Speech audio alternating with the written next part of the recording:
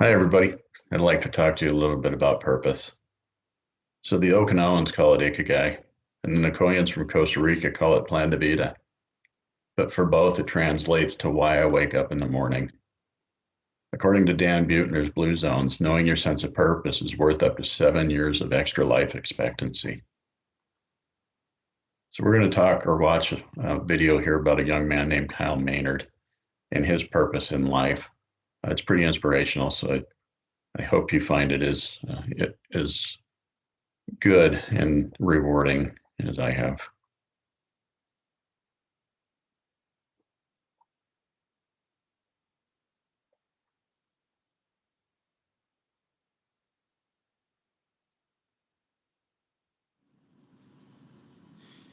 I would say my purpose in life, at least from my perspective, would be to help show other people their purpose, help show other people their capabilities, help show other people their human potential.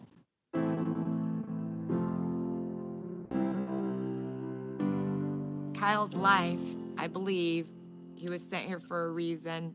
He may look disabled, but he's not. And that's inspiring. I don't give up easily on things. Every excuse that we make keeps us away from the things that we want the most out of life.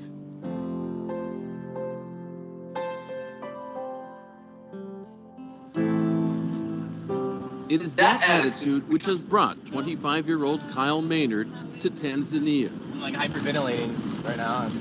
To attempt something that at first glance makes him seem delusional. Kyle Maynard wants to climb to the 19,431-foot peak of Mount Kilimanjaro. When I first heard it, I thought it was a joke. It's his goal to, show the world that you can achieve any goal that you want. Kyle's always had crazy dreams like that, but he goes out and he does them. At home in Georgia, Kyle has long been defying expectations and taking care of his own needs, all unimaginable 25 years ago. The day Kyle was born was, well, obviously it was traumatic. The doctors whisked him away in a towel, covered him up, whisked him away. And they came back to the room and they said there's some problems. The name of the condition that I was born with is called congenital amputation. For me, for all four limbs to be affected, it's a pretty rare thing. We would just put things in front of him and help him figure it out without, trying to do it for him. My dad said that the world was not going to be tailored for my every need. So that's why he knew that I had to go and find a way to go and do it on my own. I was there with him in the sandbox as he picked up a shovel and was trying to figure out how to dump sand on me.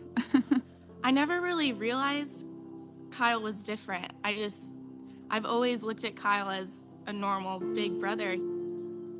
But unlike his family, strangers were not always so accepting. I remember the feeling as a kid where it really affected me. The stares and the looks. I remember sitting in bed and sometimes I would just cry myself to sleep thinking about would I ever be able to have a normal, girlfriend someday, or a wife, or kids, or a normal job, a normal career, and just a lot of fear about what the future would bring. In Tanzania, Kyle's immediate future will require him to hike some 38 total miles while on the mountain. The one fear that I have is just paying attention enough to my body to know the difference between when I can push through something and when something might really be dangerous. January 4th, 2012, Kyle's Mission Kilimanjaro begins. Over the first 4 days, Kyle proves to be adept at climbing. Feeling great. Feeling really good. It's being more upright, more vertical, and it takes pressure off my arms.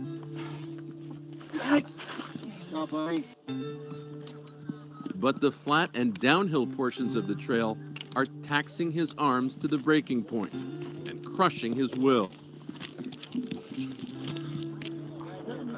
At the end of the day, when we came and strolled into camp, I was pretty wiped. Never really done anything like this, and it's just pushing me to the brink. And Kyle pushed himself to achieve back in 6th grade when he joined the wrestling team. Yet initially, he was fearful and lost his first 35 matches. the realization that I had in the first match and breaking through was, it was just that my opponent was just as afraid as I was, or more. If he was afraid, then I didn't have to be. When he was losing, it was hard on his, self-esteem and confidence, but as he started to win, he really started to become that Kyle that we know today. By high school, Kyle had become a wrestling champ. He wrote a book in 2005, and on nationwide TV, became a poster guy for upbeat perseverance. He would leave the University of Georgia to become a motivational speaker. My message is a pretty simple one. It is to make no excuses. But much of the time, Kyle says, he felt like a I fraud. learned more than anything else. I would be happy for that 45 minutes that I was on stage speaking, and then for the other 23 hours and 15 minutes of the day, then it was, a lot of it I felt depressed. I'm supposed to be trying to teach other people how to get their life together, and I can't even pull my own together.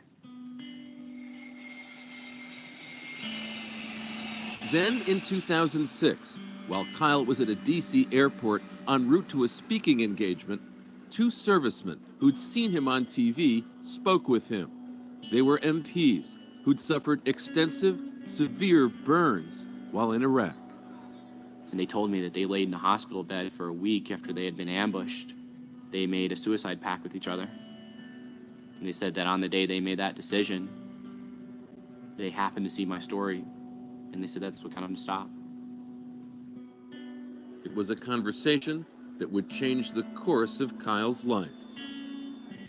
I held it together while I was talking to him, and came back to the hotel that night and just cried for hours. I think about those guys almost every day.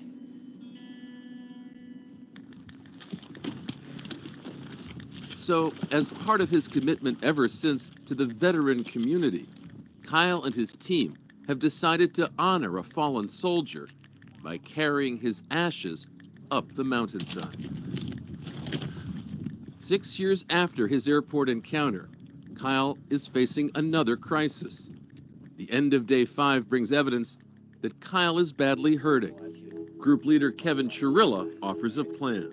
You like curveballs? I like curveballs. All right. Can we just head straight up the mountain instead of going down? Exactly. Really? Is that a possibility? Yeah. Hell yeah. It's a new, daring route. Shorter, yes, but far steeper and more dangerous. The Western Breach, where in 2006, 3 climbers were killed. It's steep, and there's a lot of big pull-ups, and there's no spot to put a tent if we need to push a team of 9 plus all the porters up over the Western Breach. It's a big risk.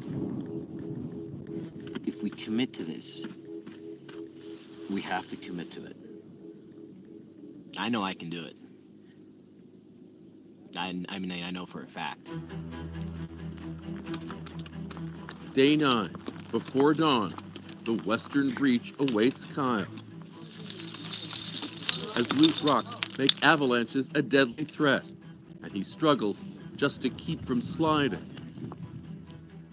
As chains are attached to Kyle's feet, it is as if a lifetime of determination and effort can be seen in his every move.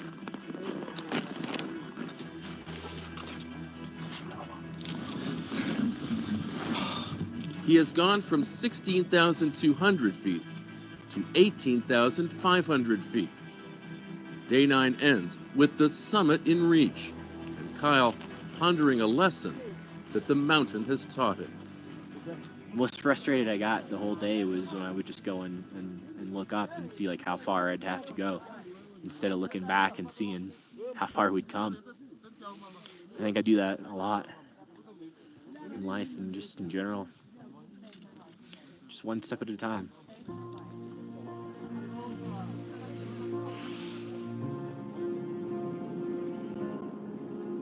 Before the final push, Kyle is given the honor of carrying the fallen soldier's ashes.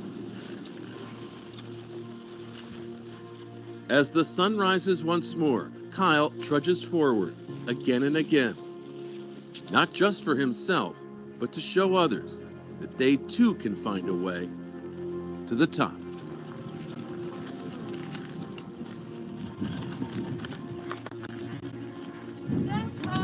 We did it. Yeah!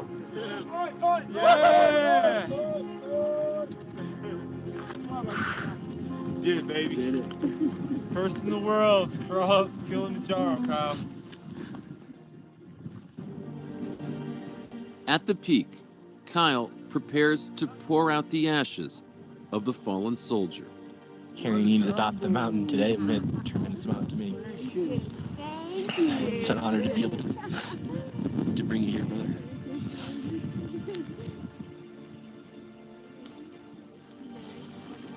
Mission Kilimanjaro, Kyle Maynard's mission, is a success, a tribute to those who inspired him, to those who always believed in him, and to all those who still yearn for belief and inspiration and triumph. I hope that if there's a handful of people that experience that desire to do something greater in their life because of this, then it's worth it.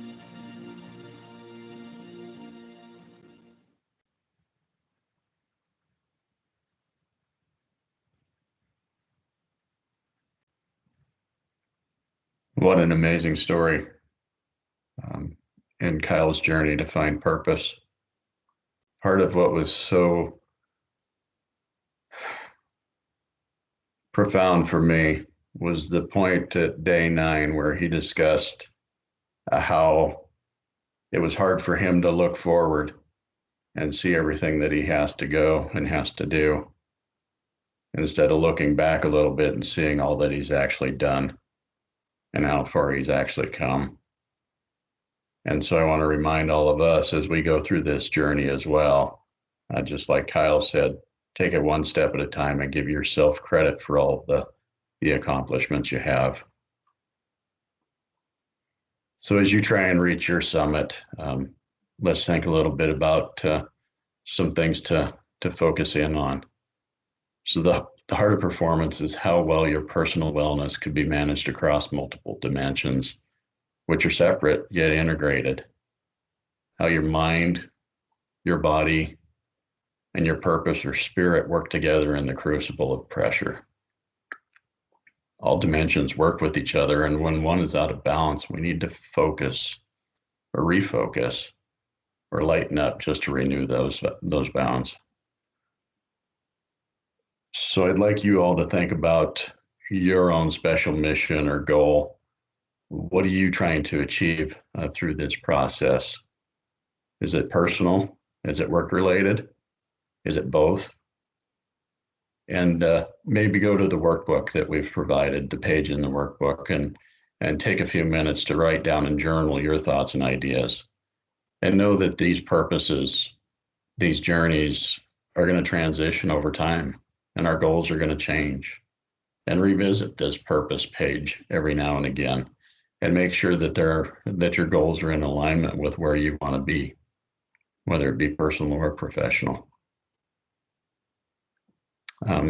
As we draw from these 3 dimensions, mind, body, and purpose, our environment affects all 3 of these, whether it be work, home, or relationships. Our wellness dimensions diminish both with overuse and underuse. So we have to find that balance and renewal. We have to find what works for each one of us individually. It should be done strategically and systematically, just like a hiker climbing Mount Everest or Kilimanjaro. You don't just start out climbing those big mountains in front of you. You have to work up to it. So as you hike towards your own summit, your journey is going to be filled with challenges, ups and downs, and a few slips and falls. You notice the folks in the video with Kyle, they helped him, they stopped him from sliding. That's what our support networks do for us. And maybe we can be that for everybody else and when they're taking this journey. Strive towards your own mind, body, and purpose goals. This is a continuous journey. And then make sure you have the proper tools to operate and thrive.